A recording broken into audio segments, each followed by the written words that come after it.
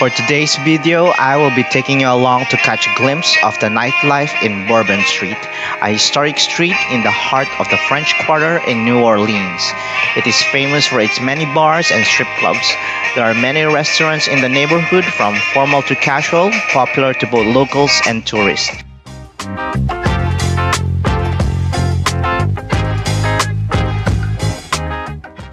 I ordered a dish with lots of shrimps. Look at how big this is. I'm not sure how can I finish this. This dish is truly delectable and irresistibly good. I thought the serving was too large at first, but it was so good I finished it all and wanted more. Rating for this dish is 12 out of 10. This dish cannot be missed when you go to New Orleans.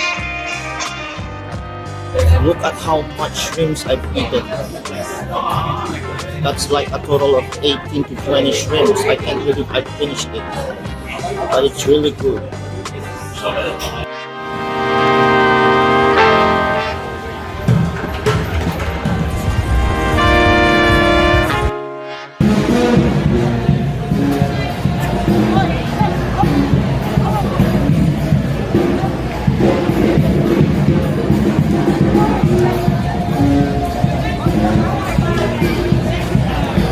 Totally love the vibe here, man.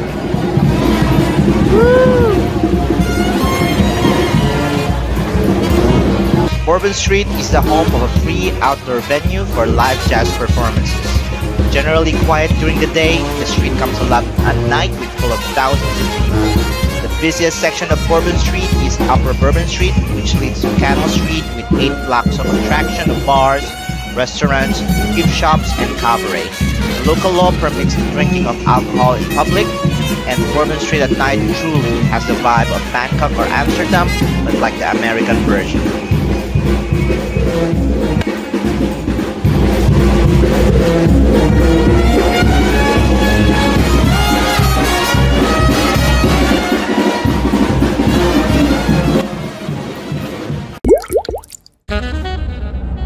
So it took me 20 minutes taxi ride from the city center going to this hostel. This wasn't really the hostel I booked, but the previous hostel, which was just beside French Quarter, cancelled my check-in a few days before departure, so I have no choice but to choose any random available hostel.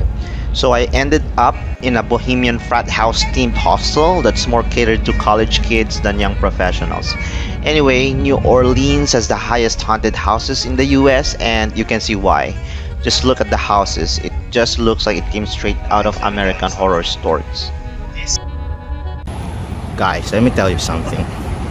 This is supposed to be the hostel I'm gonna stay at, but like a few days before I'm gonna have to check in, they sent me an email saying that my check-in has been cancelled because the building crashed. Woo! Saved by the bell.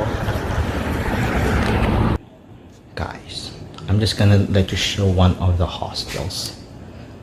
Some things in the hostels. This hostel is actually an actual house. So you can see, this is a house. They put all the heater here, and this is the bathroom. Typical American bathroom from New Orleans. It's very homey. See? They even have this thing. Yeah, what the hell, but thing is, it's very clean. It doesn't smell. It smells so good. I'm the only one in this entire room. That is so awesome. I can sleep very well tonight. The amenities of this hostel is basic, and the cabins are old, but it's clean and comfy. The front of the residence look like it's just a small single house, but at the back, it's a large compound with different cabins.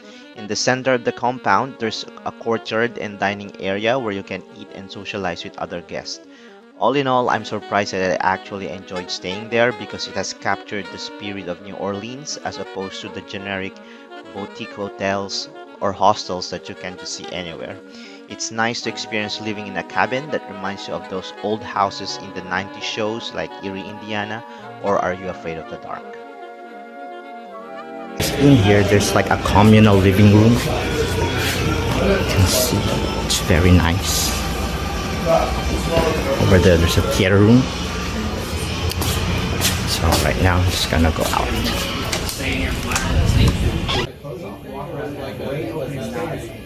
This is the hostel that I'm staying at.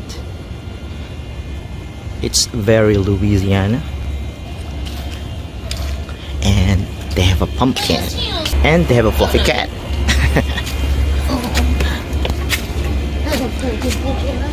Doesn't want to touch. Doesn't want to be. It is not a black touch. cat.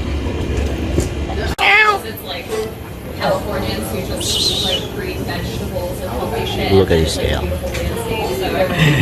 He seems annoyed.